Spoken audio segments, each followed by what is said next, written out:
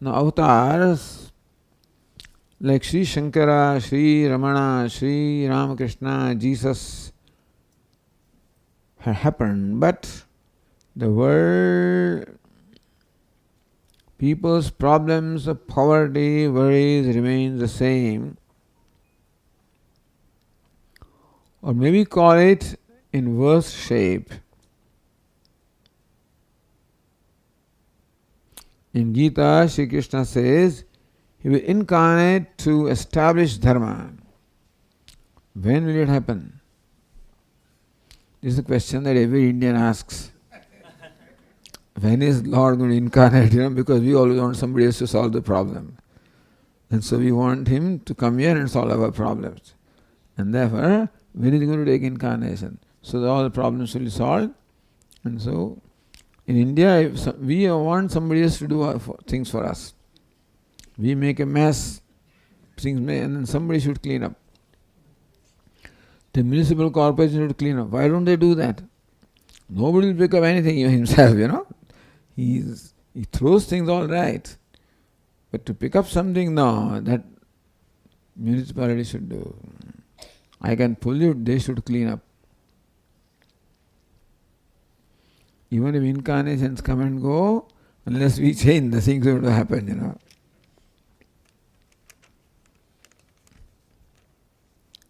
Then what about avatars so far happened? Request to clarify. Every avatar has come and contributed quite a lot. And every avatar or the people, the saints that you mentioned, have influenced lives of number of people, have helped them. And so avatars have contributed. But after all, it's all a drop in the bucket. There are billions and billions of people, and if Avatar also helped some people, still it's going to be a drop in the bucket. So it doesn't look like they have influenced the universe, but they have. All these great saints who came not only contributed in terms of immediate effect, that the interaction they had with people, but they have left their teaching. And through that they continue to influence. And so not only they help the devotees who are in their own time, but they continue to help the seekers even now. So they have contributed and continue to contribute.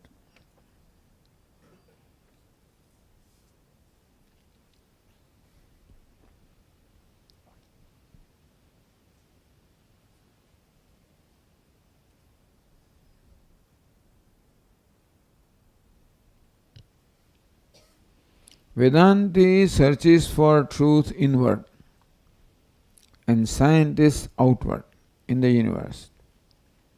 Will this ever converge into the one ultimate truth?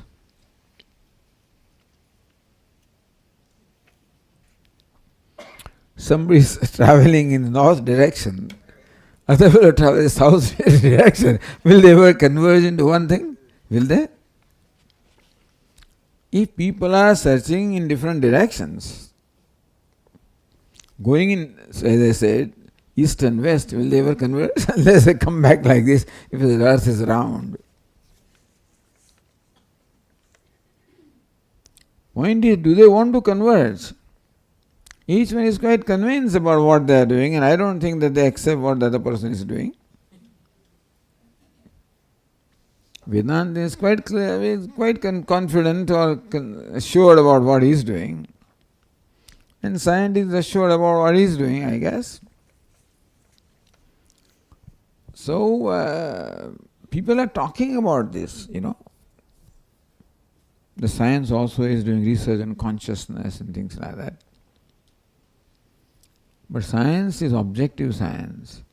For them, consciousness also has to be objective. And so, vijñātāramara kena vijaniyāt, how can you know the knower? So he's saying, no, you can't know the knower. So to me, it does not look that science has already defined their framework. They have defined their criteria that it is an objective source and it must be, and something can be accepted only when it can be proven objectively. And so they don't accept Upanishads or scriptures as pramanam anyway. Scientists are like Nayayikas. They accept perception and inference. These two pramanas they accept. Perception and inference. They don't accept Shabda or testimony or revealed word, etc. They don't accept. Which is fine, They should not accept. Otherwise it won't remain science. And so, the kind of, the boundaries or the conditions or specifications that they have set for themselves, they are doing very well. And in their search of truth, if not truth, many things are being discovered anyway, which is very helpful to the world. Whether they can discover really God particle or a fundamental building block that can explain the universe, they are hopeful. But we think it cannot happen because they are searching in what we call mithya. And whatever they discover cannot be apart from mithya. Because whatever can be discovered, can be objectified, has to be only mithya. So, truth cannot be discovered like that. Our Swami used to say, you cannot stumble upon Atma. You can walking someday and, hey, I saw Atma, I stumbled upon Atma. Cannot happen. And so, I don't think they can converge because their instruments of investigation are different. Science is investigative instruments which are directed objectively, and Vedanta is seeking through instruments that is mind which is directed inward. Mind is instrument for both anyway, but you're looking out and one is looking in, so the convictions are different. You see, already there is a hypothesis for a scientist that truth is out there. For a Vedantin, truth is myself. So thus, we are working, searching for truth that is our own self. And searching for the truth that is out there. So to me it doesn't look like there can be a meeting point, but people are talking about meeting points, which I do not understand how.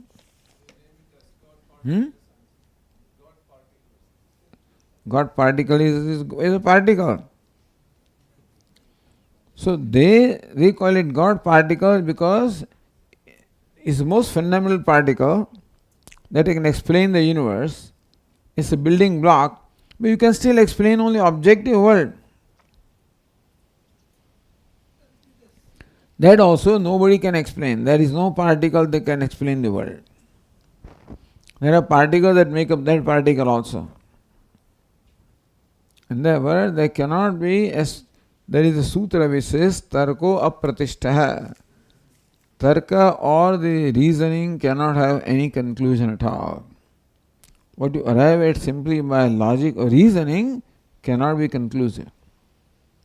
So today God particle is very promising.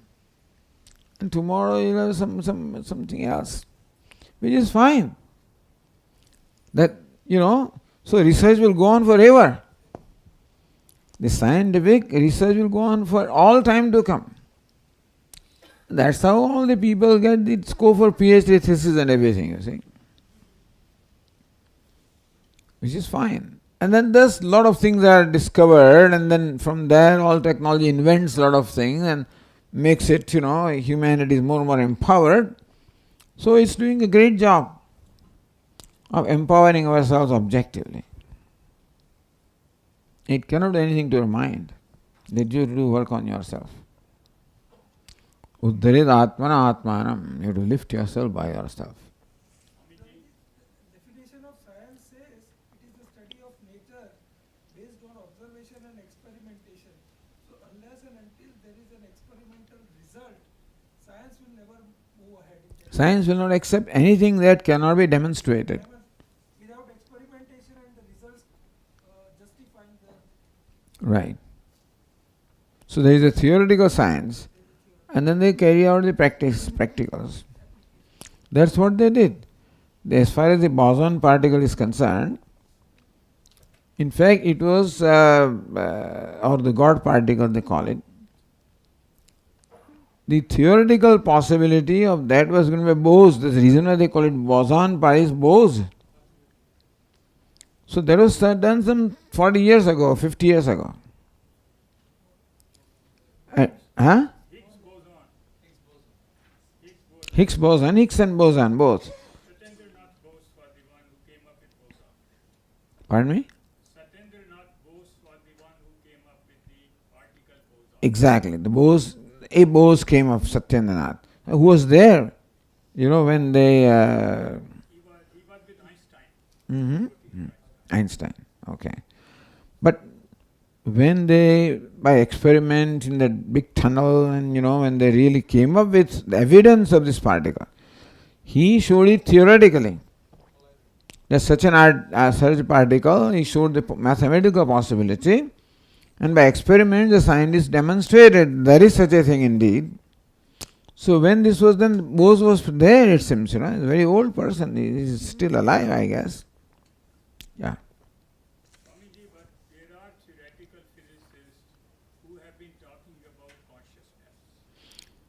But Holographic universe, that is one of the things which is being looked into very seriously, including the scientists who are neuroscientists, and they say this whole thing is projected by the mind. This whole universe is projected by mind. There is a famous book, Holographic Universe, by David Bohm. David Bohm was a prodigy of Jiddu Krishnamurti and also of Einstein. So there is quite a bit of research which is going toward the same side. And looking outwards also is Brahman. Inward is Brahman, outward is also Brahman. science does not have the word Brahman. give him the microphone, then everybody will hear, what he's saying, but. Oh, that the cordless nahi chaltu? Is cordless. I think the battery needs to be changed.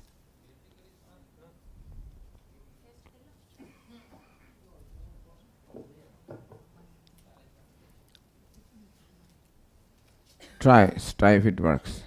Say that again. Yeah. What I was saying is there is a famous scientist who passed away who was in England. His name was David Bohm, B-O-H-M. Right. He proposed that this whole universe is a hologram. Hmm. That it is made like hologram is made from light, a three-dimensional figure from light. Hmm. He said this whole universe is made with the consciousness, projected from the mind. And there was another scientist in Stanford University who recently passed away. His name is Carl Brightman. He was a neuroscientist and he has also tried to prove the same thing, that mind is projecting this whole universe. So this is a theory, and this theory can be really looked into in the outer world. Outer world also you can really have an origin of the outer world, which you can call it as ILM, Y-L-E-M, that is how it is spelled, which is primordial substance. And Brahman is also primordial substance. Changeless primordial substance is Brahman. And they are not saying it's a particle. They don't agree it's a particle. There are another group of people who think it's a particle. But many people challenge that you cannot find the fundamental particle, because each particle will have more particles. And it will go into infinite regression. You can never really find a smallest particle, because there is no such thing as small and big in universe. So what? So what are we saying? So what I am saying is they are also going in this similar direction. But which direction? Into nowhere. They are going in the direction of first really looking at this world as a projection of. See, you use the word primordial substance. Yes, I said primordial substance. Yeah, but there's. Fundamental substance. I know. Substance is substantiality. This substance is not the word substance we are using because we don't have any other word to use. That's why they call it ILM. ILEM, they use the word. It's not a substance. They say like when you really have a holographic figure, three-dimensional figure, you are projecting from a holographic plate, which is the basis. And that holographic plate has very unique characteristic. You divide that plate into two and project with the half part, still you get the full figure.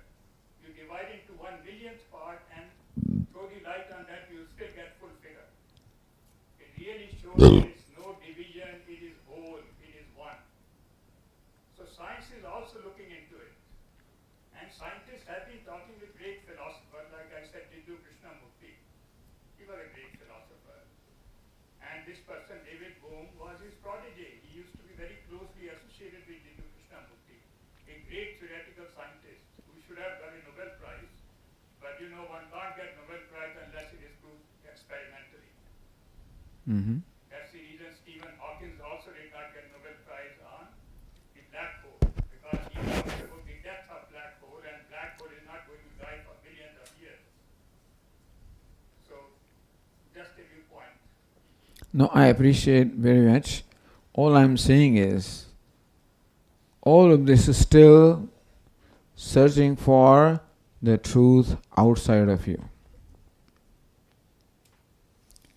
What is outside of you is mithya, because you are the truth. And therefore, regardless of what is done, is correct. Whoever says that you can never find a fundamental particle has some right thinking. I just say that particle, we have other particles made of part, because a particle is an assembly of other particles. But the thing is, it leads ultimately to what? Ultimately to the mithya.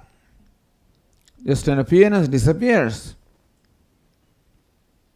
As long as you're looking outside of yourself, you will come up with it disappears. You're looking outside but projecting from the mind. Even mind also is outside.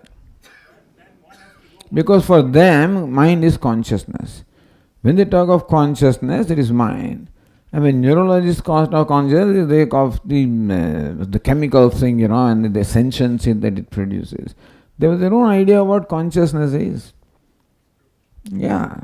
So what we call is different from what they call consciousness. We respect them highly.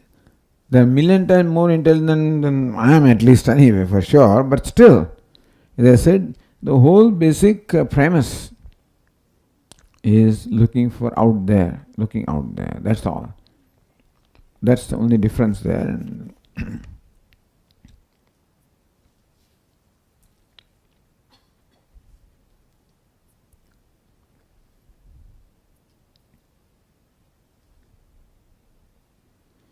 Can you please clarify the difference between meditation and upasana, usually seeing symbols and forms, and nididhyasana as recommended for a student of Vedanta? What's the difference between the two? Meditation, as we say, involves the duality of the meditator and the object that is meditated upon, whereas nididhyasanam, Puja Swamiji's words is the meditation upon the meditator. So nididhyasanam, the very meditator himself has to be dropped. In upasana is also meditation, except that the meditator remains. Even if he merges into that still, so ultimately upasana also will result into merger of meditator into what is meditated upon, Dhyeya Vastu. But here, nididhyasanam is meditation upon one's own self.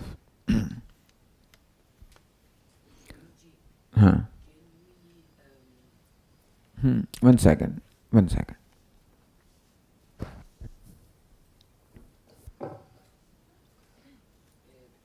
we find nididhyasana as contemplation? You can call nididhyasana as contemplation. You mean the translation of word nididhyasana as contemplation? Yeah, as long as the contemplation is upon the self. Yeah. That is why a different word is used. Even nididhyasana also comes from the root dhyay, means to meditate. So nididhyasana also means meditation. But a different word is given, because here it is meditation upon the meditator, whereas otherwise meditation upon something different from the meditation. In that sense, the two kinds of meditations are different. Both are mental processes, but the focus is different.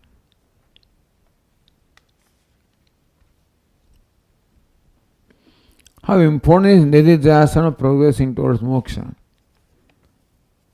Nididhyasanam comes of Shravanam, meaning that when you have the knowledge as well as Shravanam, with Manamam it gains a clarity. Then Nididhyasana process of assimilating that knowledge or owning up that knowledge, becoming that knowledge. So Nididhyasana is most important, most required. And Nididhyasana can be carried out at every stage. Whatever it is that we have understood can be assimilated and made ourselves, so it can become your life, whatever you understood. Simple thing. I understood, for example, that my mind should be free from raga dveshas. Then you can, nididhyasana would be focusing attention. What is raga? What is dvesha? How to give that up. So, as we go along in the study of the Vedanta, whatever we understand, our attempt should be to assimilate that and make it our own. So, it just does not remain at the level of intellect, but it just becomes ourselves. So, assimilating that knowledge and making it our own, you can call it nididhyasana in general, although technically it will not qualify to be called nididhyasana, but nididhyasana is the highest form of assimilating that I am Brahman. But at every stage, whatever we understand should be assimilated, meaning should become our own. And so, every understanding should help me to grow.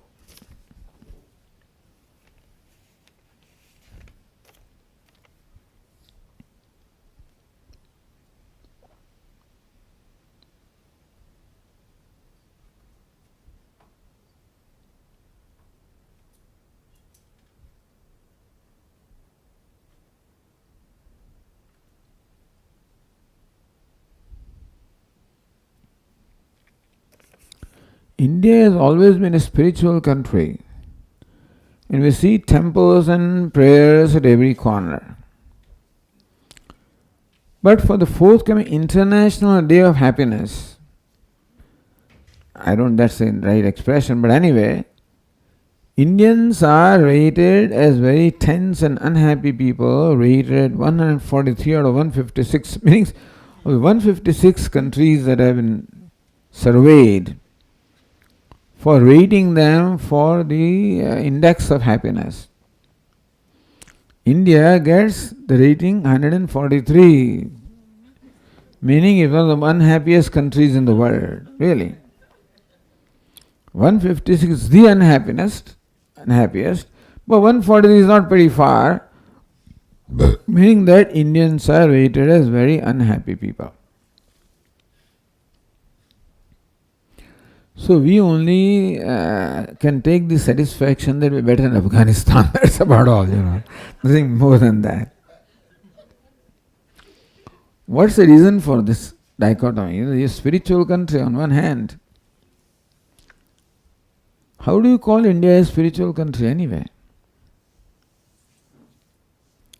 Do you think there will be scams everywhere in a spiritual country? There will be corruption everywhere in the spiritual country? Dishonesty, corruption, scams, frauds. This is not spirituality. Our spirituality is in books and talks. But it's not here. At the most it may be here, not here. The assimilation is not there. Most people don't even talk, so we can't even, So yes, India has the very most exalted scriptures, no doubt about that. And I'm sure India has some outstanding teachers and outstanding seekers. There are. You won't brand and lump everybody in one category. But generally at large, and yes, people are religious, if not spiritual. That's what keeps this country alive and sane, There is sanity in this country because of temples and because of the Shraddha, the faith that people have in whatever they have. If you go to Ahmedabad, behind every rickshaw there is a name of a goddess, a different one, So many devatas are there, so many goddesses are there, so many spirits are there, and they are worshipping one thing. Doesn't matter what they worship. That there is worship. That they believe in something.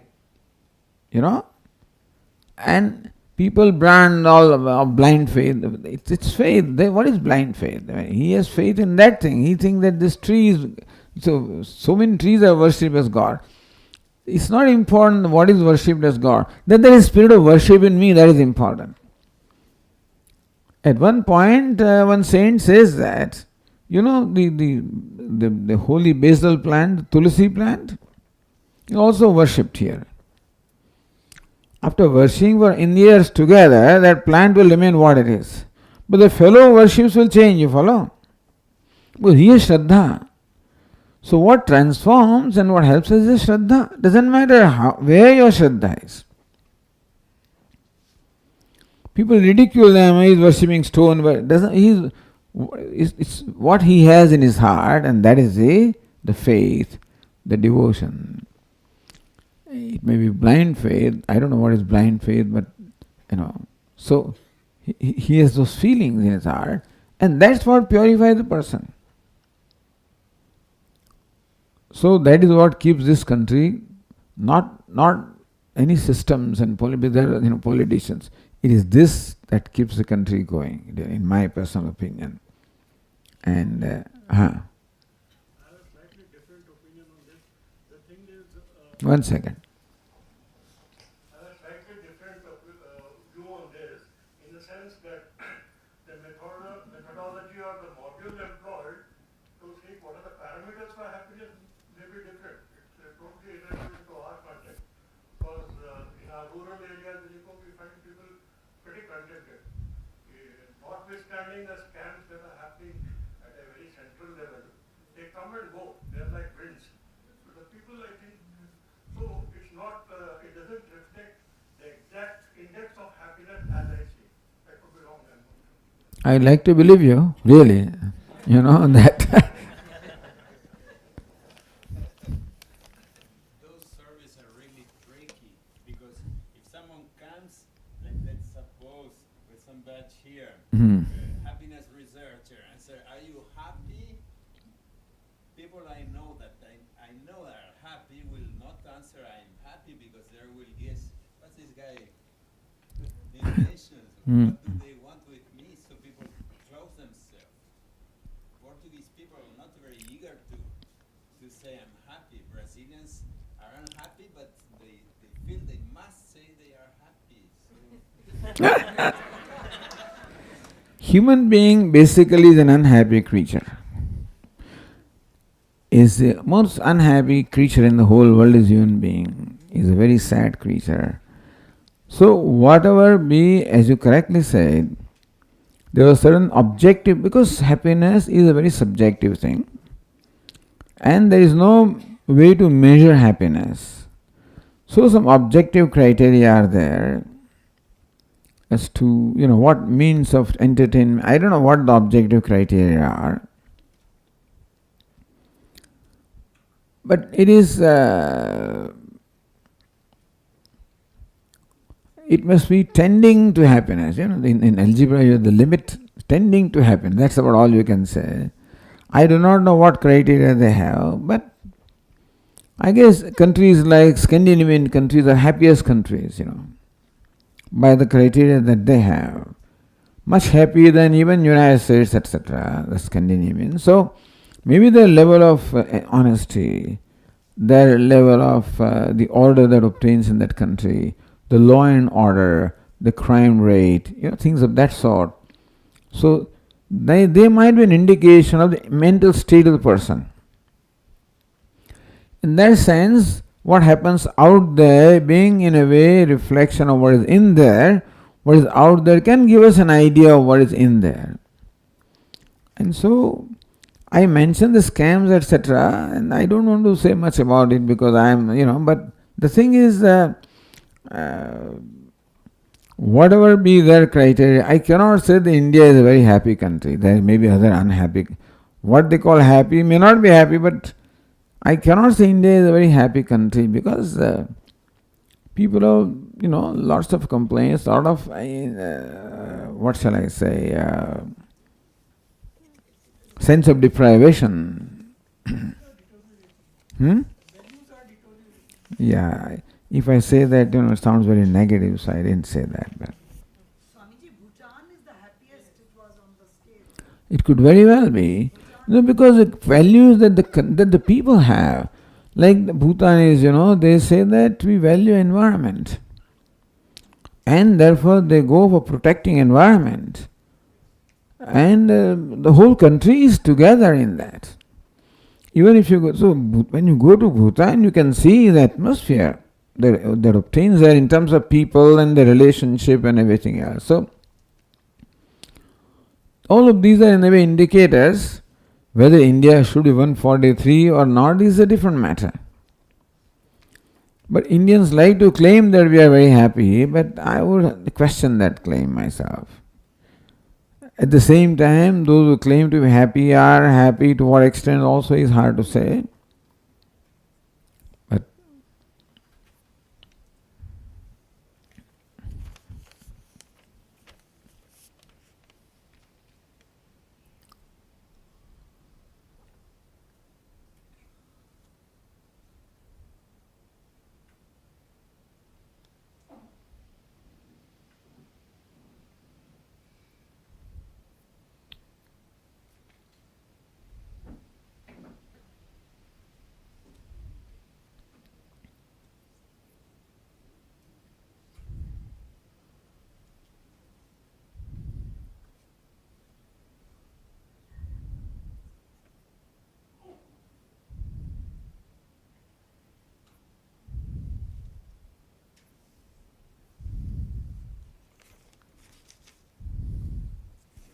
how to destroy mind?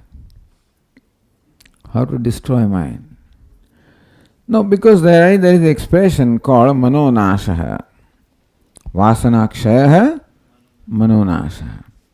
If the word nasha is translated as destruction of the mind, in a way what is meant by manonasha or destruction of mind is only destruction of the extrovertedness of the mind. When the mind is completely inward looking or centered on the self, abiding in the self. So what is meant by manonasha is elimination of all extrovertedness, and mind thus remains completely abiding in the self. So it is not destruction of mind as an entity, it is destruction of the extrovertedness of the mind, which denies you the abidance in the knowledge. So what we want is abiding knowledge. That I am Brahman should become a spontaneous fact. For that you don't need to destroy the mind, but you need to remove whatever it is that becomes an obstacle to that abidance. So that is called distraction of mind or vasanakshaya. Each one, vasana brings about extrovertedness, that brings about vasana, so it's a vicious circle, and then you can make it also a spiral of growth. So how to destroy mind? Those impulses called raga and dvesha or kama, krodha, lobha, these impulses have to be slowly and slowly purged out. When they become zero, that is called destruction of mind. And how to control the vagrancy of mind? How to control? So we have to understand The kama, for example, is the craving, krodha, the anger, lobha, the greed. So we should understand the causes. And when you find that kama or craving arising, then apply the opposite of that to neutralize that. Krodha, anger. Anger arises from intolerance. So tolerance, kindness, compassion, that will douse that fire of anger. Greed comes from discontentment. So contentment is what is. Meaning that for every one of these negative tendencies, there is a positive one. We should bring it up to neutralize that. That process should constantly go on. Swamiji, wouldn't it be ego that the manonasha, the ego part of the mind that you're trying to... Ego is made sattvic. Ego is not so much to be destroyed really. The ego should not be an obstacle to you. Ego can also become your friend. If ego becomes sattvic, that becomes your friend. Such that it relegates itself also and becomes one with Brahman. And when necessary, it comes out for doing vyavahara.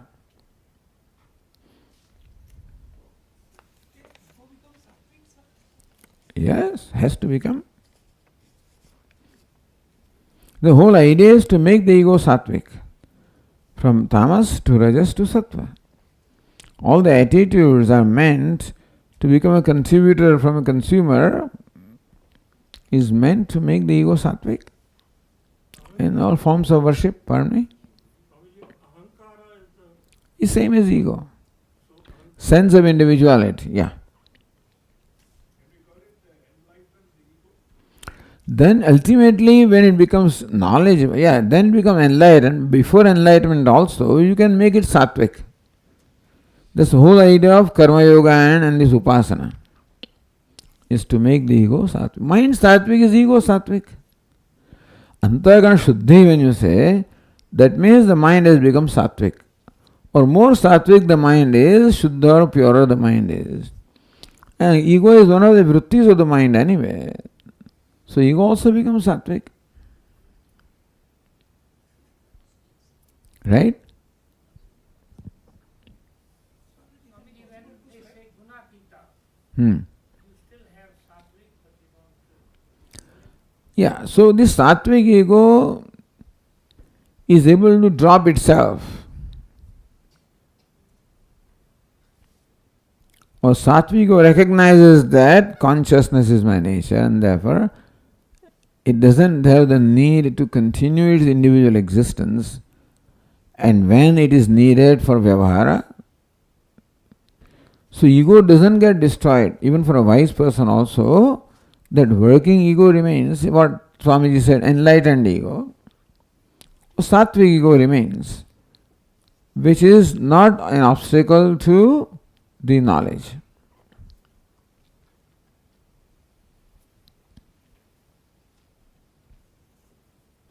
You have something to say? Yeah, I just wanted to understand sattvic ego.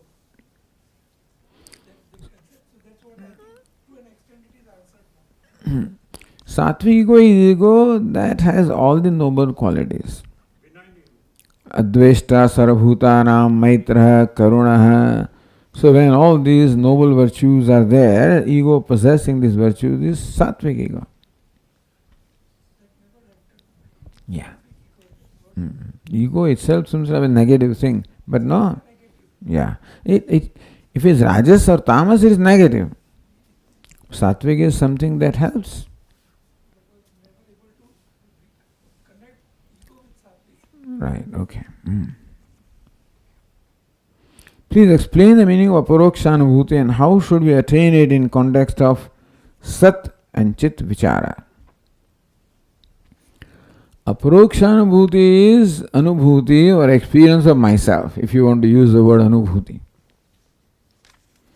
So word aparoksha is used by the Vedantins for distinguishing this knowledge from the common forms of knowledge. One is Pratyaksha, meaning perceptual knowledge. Aksham aksham prati, so that which is the knowledge of the sense organs of pratyaksha or perception. Paroksha, that which is beyond the range of the sense organs, that is indirect knowledge of paroksha jnanam.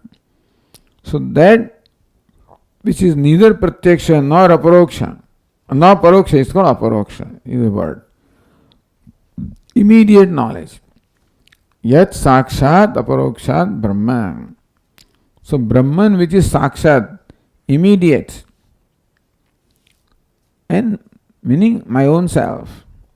So aparoksha jnanam means my own, the knowledge of my own self. That's aparoksha jnanam.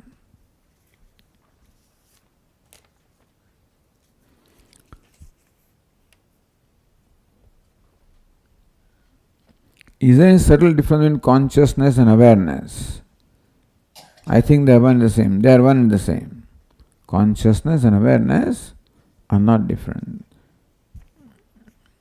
Swamiji, sometimes consciousness is used for the conditioned consciousness or reflected consciousness.